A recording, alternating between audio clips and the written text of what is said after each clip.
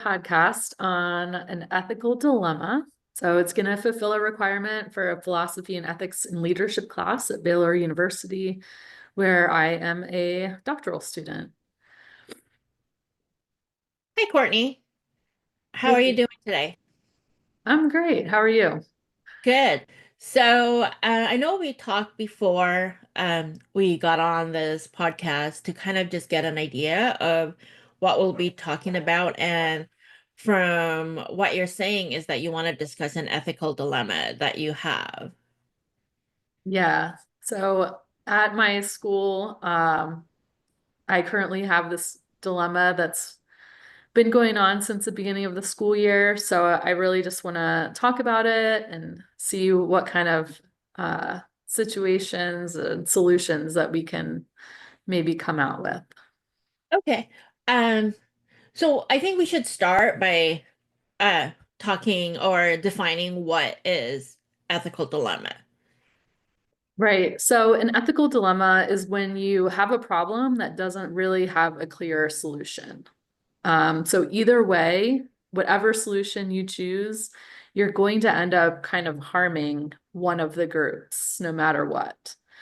So it's not really just a difficult decision that you have to make because, we all have lots of difficult decisions in our days, and sometimes we don't want to do things because it's just a hard decision. But this is actually, no matter what, you're going to be doing something negative or some sort of harm to one of the groups, no matter what you choose.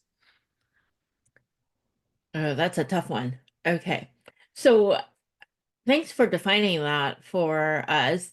So tell me a little bit about, or actually not a little bit, but can you tell me about what this ethical dilemma that you have?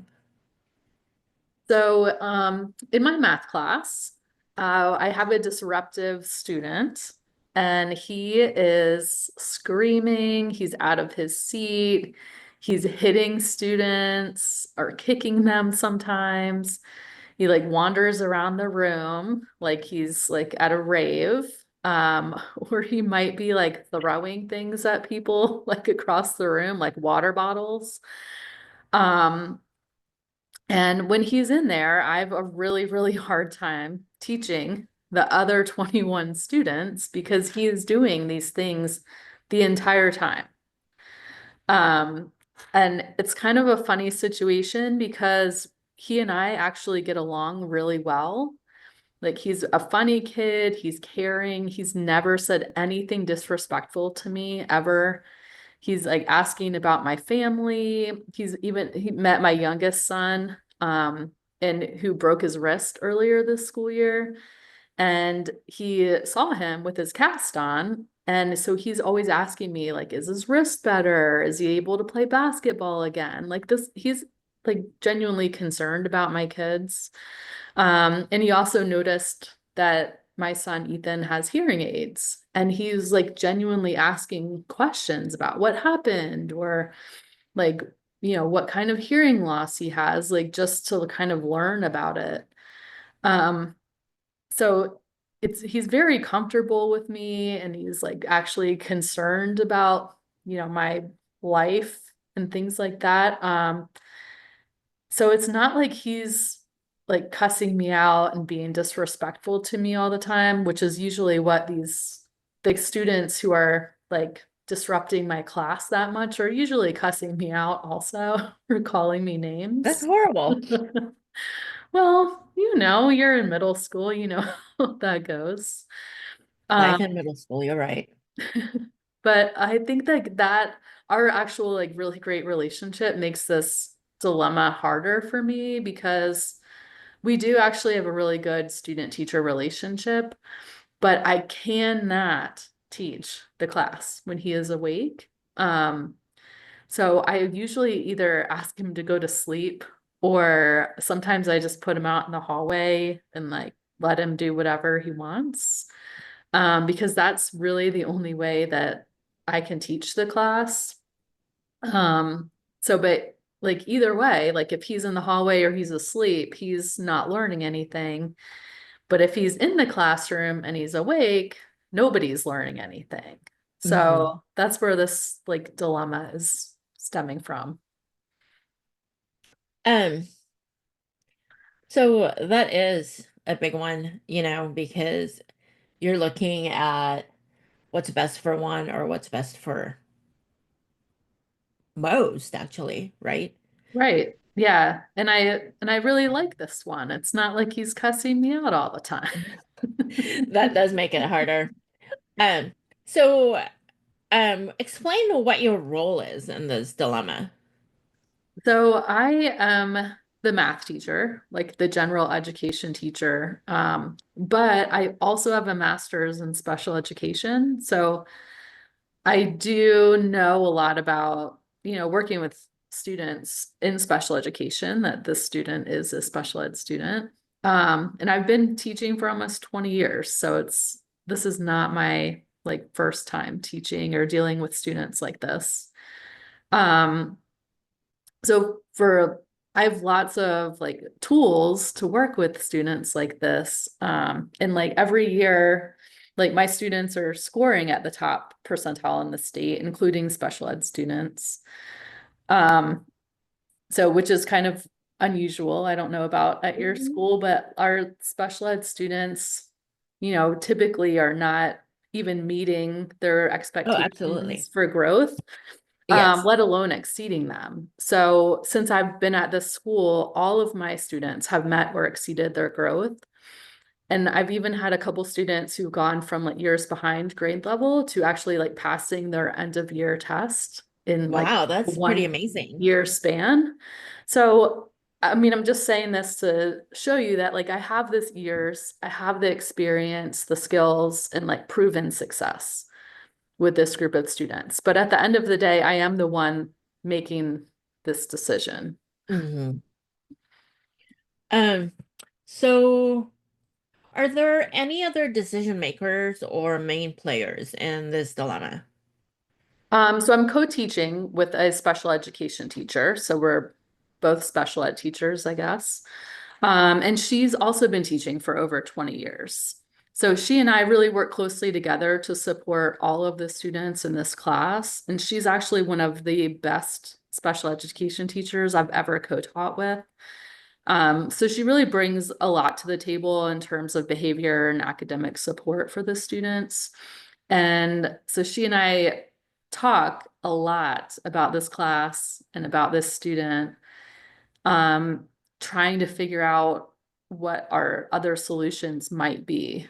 And we really feel like we are out of all of our tools and are out of all of our ideas. So we don't really see any other solutions than the two that we have right now. Um, at least it's good, I think, to have that thought partner that you trust and feel that has the capacity and skills to work on this dilemma with you. So knowing that, who are all the interested parties in this particular situation or dilemma? So the first one is our students. So all of the students in this class are in protected groups because they are either special ed students. So there's 11 special education students in this class, including the one that I'm asking to sleep or leave. Um, and then the other 11 students are either English language learners, so they are still building their language skills, or they have a 504 plan. And some of them are both. So I don't have any students in this classroom who are like just general run-of-the-mill students. Like everybody needs support, whether it's with their language building skills or they have a disability that's impacting their learning. Um, the next group would be the parents. So they all expect that when they drop their kids off at school every day, that their educational needs are being met. They want to know that their kids are being supported and that they're going to be ready to go across the street to the high school next year. Like every single parent in this class I've met, because we do have lots of meetings with our 504 and IEP students. So I've met in person or talked on the phone or on Google Meet with every single parent in this class. And they really trust me to make the best decisions to help their students. A lot of the parents I've known because I've taught their students before. So they really know the kind of teacher that I am, and they know that I care for their students. The next group is our administrators because they have a lot on the line. They also get bonuses based on how well our students do. So Really? yeah. Okay. So they really want to know that their teachers are making the best decisions in the classroom and are like doing the best for the students, not only because that's kind of why we're at school every day is to do the best for the students, but also they're kind of getting paid based on how well I do. Financial incentive, yes. They definitely do. That's Like, always a good incentive to get people motivated. yes, for sure. And then the last group I would say is our county specialists. So we have special education specialists, we have behavior specialists, and they're the ones who really will have to answer to somebody about what is happening in my classroom. And they're also the ones that should be supporting the teachers and the students when issues like this are like happening in schools. Um, so there's a lot of different people that are affected or play a role in this dilemma. So aside from the positives and negatives or the impact it has in the community, I know that this is also driven by different laws because, like you said, a lot of students with special needs or disabilities are a protected group.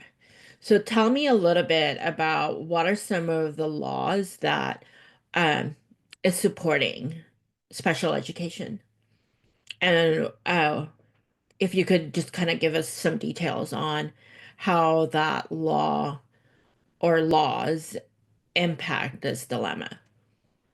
Right. So we have the Individuals with Disabilities Education Act. So that dates back to 1975 because before that, students with any type of disability were often not being educated in schools. Like in a lot of the states, they were forbidden from even coming to school.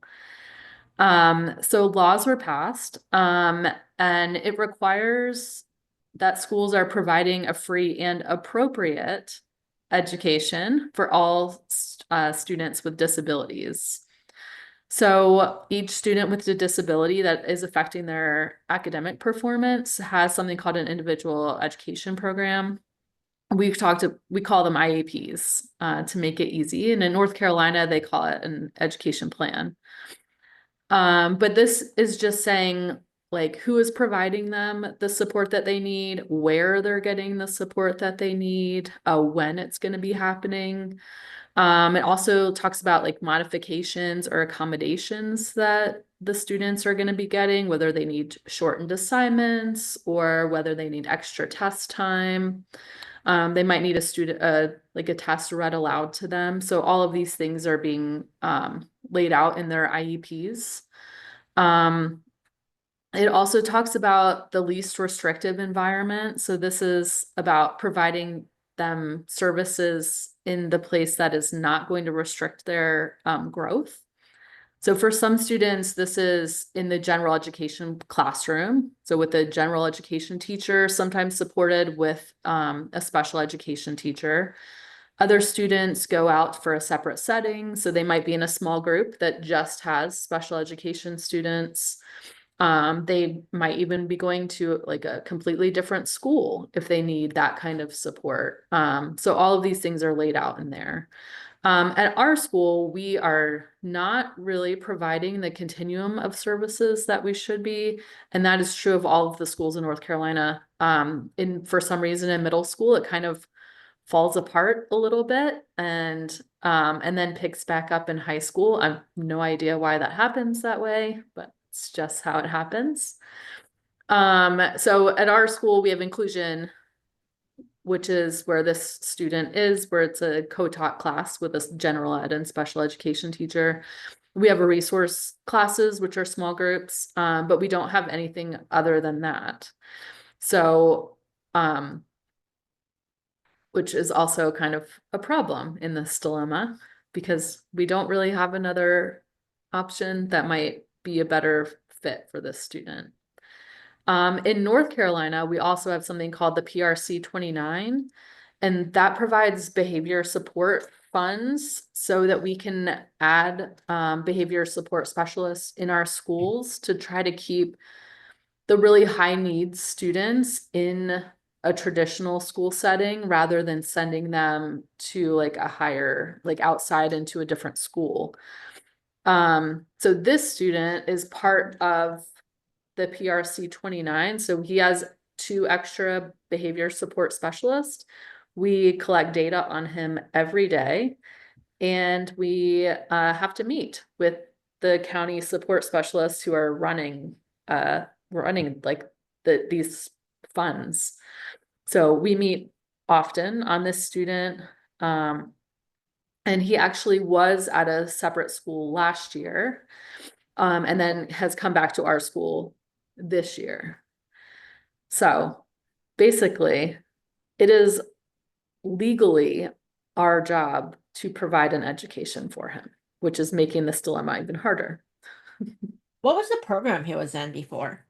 So our county has something called Eagle Academy, and it's for like the students who are ending up often in long-term suspensions due to their behavior struggles. And so they move to this other school where it's almost a one-on-one teacher environment.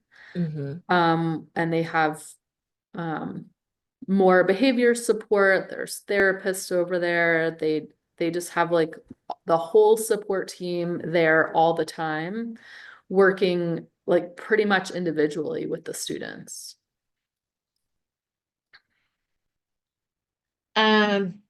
So what are some options that you've considered for the dilemma?